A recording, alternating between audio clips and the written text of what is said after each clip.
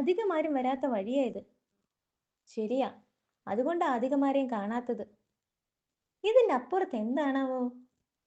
ഏ, ഹയ്യടാ, നല്ല ഭംഗിയുള്ള സ്ഥലം, പ്രകൃതി സുന്ദരമായ സ്ഥലം, പുൽമേട്, കുളം, ആമ്പൽപ്പൂവ്. ആമ്പൽപ്പൂവ് വെള്ളത്തിലായത് നന്നായി, അല്ലെങ്കിൽ ആരെങ്കിലും പറിച്ചുകൊണ്ട് പോയനെ. ഇങ്ങനെയൊരു സ്ഥലം ഇത്ര അടുത്തുണ്ടായിട്ടും നമ്മൾ ഇതുവരെ കണ്ടിട്ടില്ലല്ലോ. ശരിയാ, ഇത്ര വികൃതി സുന്ദരമായ, വികൃതി സുന്ദരമല്ല, പ്രകൃതി സുന്ദരം.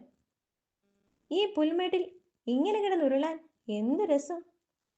ഹായ്, ഞാനും ഉരുളാം.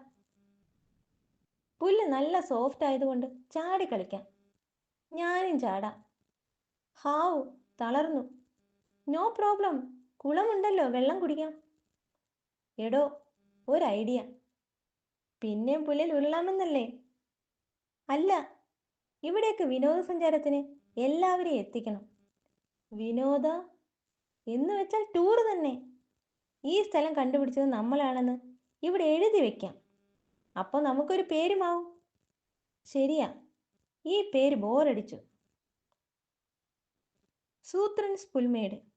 വരൂ, പുല്ലിൽ ഉരുണ്ട് കളിക്കാം, ചാടിക്കളിക്കാം. ആദ്യം കടിയനെ വിളിച്ചോണ്ട് വരാം, ചുമ്മാ സന്തോഷിപ്പിക്കാൻ. ഹി ഹി.